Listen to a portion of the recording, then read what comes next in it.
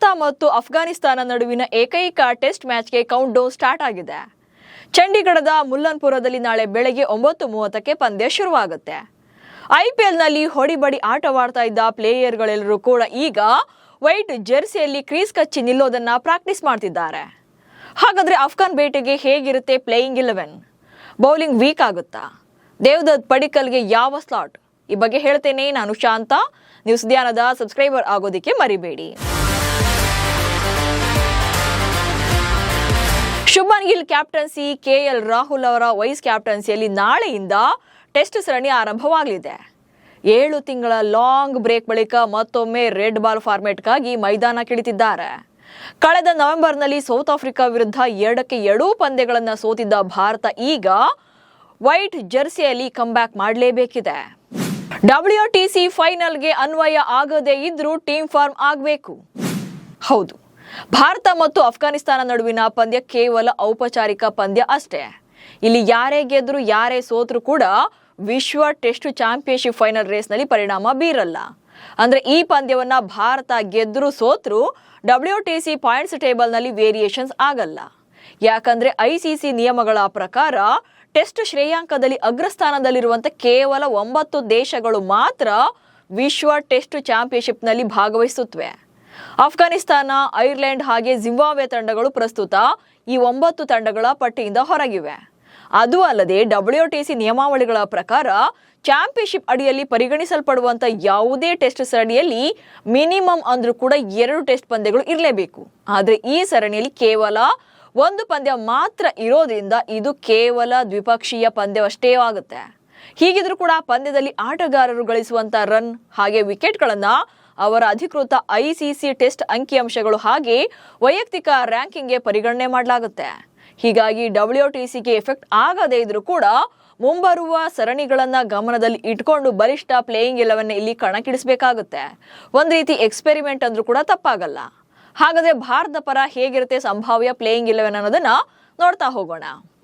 ಭಾರತ ಪರ ಯಶಸ್ವಿ ಜೈಸ್ವಾಲ್ ಹಾಗೆ KL Rahul innings ಅನ್ನ ಆರಂಭ ಮಾಡ್ತಾರೆ.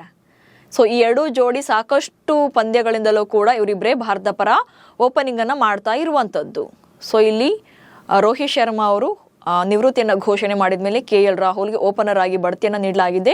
ಸೊ ಅಂದಿನಿಂದ ಯಶಸ್ವಿ ಜೈಸ್ವಾಲ್ ಹಾಗೆ KL ರಾಹುಲ್ ಇನ್ನಿಂಗ್ಸ್ ಅನ್ನ ಆರಂಭ ಮಾಡ್ತಾರೆ. ಬಟ್ ಇಲ್ಲಿರುವಂಥ ಪ್ರಶ್ನೆ ಅಂದರೆ ನಂಬರ್ 3ನಲ್ಲಿ ಯಾರು ಬರ್ತಾರೆ ಎನ್ನುವಂಥದ್ದು. ಯಾಕಂತಂದರೆ ವಿರಾಟ್ ಕೊಹ್ಲಿ ಹೋದ್ಮೇಲೆ ಅಂದರೆ ನಿವೃತ್ತಿಯನ್ನು ಪಡೆದ ಮೇಲೆ ನಂಬರ್ 3ನಲ್ಲಿ ಯಾವ ಬ್ಯಾಟರ್ ಕೂಡ ಕನ್ಸಿಸ್ಟೆನ್ಸಿಯಾಗಿ ಪರ್ಫಾರ್ಮೆನ್ಸನ್ನು ಕೊಟ್ಟಿಲ್ಲ.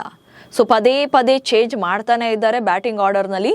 ನಂಬರ್ 3ನಿಂದ ಎಷ್ಟೆಲ್ಲ ಎಫೆಕ್ಟ್ ಆಗ್ತಿದೆ ಅಂತಂದರೆ ನೆಕ್ಸ್ಟ್ ಬರುವಂಥ ಬ್ಯಾಟರ್ಗಳ ಸ್ಲಾಟ್ ಕೂಡ ಸಾಕಷ್ಟು ವೇರಿಯೇಷನ್ ಆಗ್ತಿದೆ. ಜೊತೆಗೆ BCCI ಕೂಡ ಸಾಕಷ್ಟು ಆಟಗಾರನ ಇಳಿಸಿ ನೋಡಿದೆ, ಬಟ್ ಯಾರು ಕೂಡ ಸೆಟ್ ಆಗಿಲ್ಲ. ಇವನ್ ಸಾಯಿ ಸುದರ್ಶನ್ಗೆ ಕಳೆದ ಪಂದ್ಯಗಳಲ್ಲಿ ಅವಕಾಶ ಸಿಕ್ಕರೂ ಕೂಡ ಅವ್ರ ಕಡೆಯಿಂದಲೂ ಕೂಡ ಹೇಳಿಕೊಳ್ಳುವಂಥ ಪ್ರದರ್ಶನ ಬಂದಿರಲಿಲ್ಲ. ಹೀಗಾಗಿ ಕೆಲ ಪಂದ್ಯಗಳಲ್ಲಿ ಅವರನ್ನು ಕೂಡ ಡ್ರಾಪ್ ಮಾಡಿದಂಥ ನಿದರ್ಶನಗಳಿತ್ತು. ಜೊತೆಗೆ ಕರುಣ್ ನಾಯರನ್ನ ಆಡಿಸ್ತಾ ಇದ್ರು.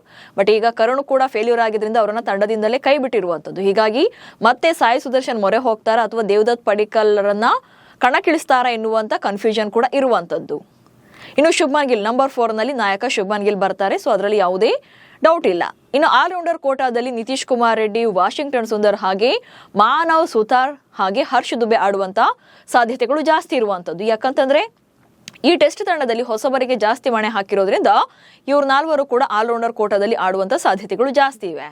ಇನ್ನು ಬೌಲಿಂಗ್ ಕೋಟಾದಲ್ಲಿ ಕುಲ್ದೀಪ್ ಯಾದವ್, ಪ್ರಸಿದ್ಧ ಕೃಷ್ಣ, ಗುರ್ನೂರ್ ಬ್ರಾರ್ ಹಾಗೆ ಮೊಹಮ್ಮದ್ ಸಿರಾಜ್ ಬೌಲಿಂಗ್ ವಿಭಾಗವನ್ನ ನೋಡ್ಕೊಳ್ತಾರೆ. ಅಂದ್ರೆ ಇಲ್ಲಿ ಮೊಹಮ್ಮದ್ ಸಿರಾಜ್ ಬೌಲಿಂಗ್ ವಿಭಾಗವನ್ನ ಲೀಡ್ ಮಾಡ್ತಾರೆ.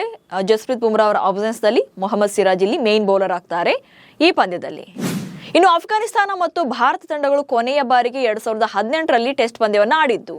ಅಜಿಂಕ್ಯ ರಹಾನೆ ಅವರ ನಾಯಕತ್ವದಲ್ಲಿ ನಡೆದ ಆ ಪಂದ್ಯದಲ್ಲಿ ಮುರಳಿ ವಿಜಯ್ ಹಾಗೆ ಶಿಖರ್ ಧವನ್ ಅವರ ಸೆಂಚುರಿಗಳ ಸಹಾಯದಿಂದ ಭಾರತ ಇನ್ನಿಂಗ್ಸ್ ಜೊತೆಗೆ 262 ರನ್ಗಳ ಬಿಗ್ ಮಾರ್ಜಿನ್ ಅಲ್ಲಿ ಗೆದ್ದಿತ್ತು. ಹೀಗಾಗಿ ಅಫ್ಘಾನಿಸ್ತಾನ ವಿರುದ್ಧ ಭಾರತವೇ ಗೆಲ್ಲುವಂತ ಫೇವರೆಟ್ ಟೀಮ್ ಆಗಿ ಕಾಣಿಸ್ತಾ ಇದ್ರು ಕೂಡ ಕಳೆದ 2 ವರ್ಷಗಳ ರೆಕಾರ್ಡ್ಸ್ ಅನ್ನ ನೋಡಿದಾಗ ಭಾರತ ಸಾಕಷ್ಟು ಸ್ಟ್ರಗಲ್ ಪಡ್ತಾ ಇರೋದು ಗೊತ್ತಾಗ್ತಿದೆ.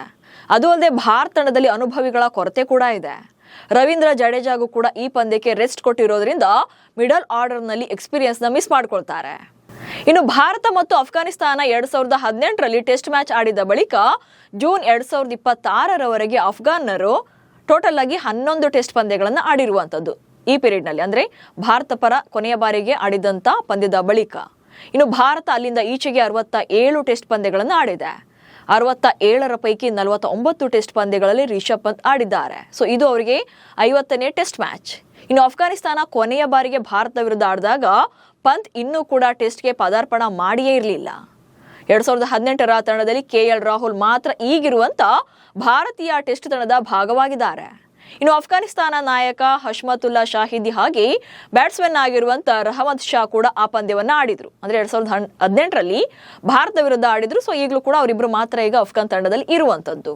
ಇನ್ನು ಅಫ್ಘಾನಿಸ್ತಾನದ ಇಡೀ ಬ್ಯಾಟಿಂಗ್ ಲೈನ್ಅಪ್ ನಲ್ಲಿ ಒಟ್ಟಾರೆಯಾಗಿ 9 ಟೆಸ್ಟ್ ಶತಕಗಳನ್ನ ಬಾರಿಸಿರುವಂತ ಆಟಗಾರರಿದ್ದಾರೆ.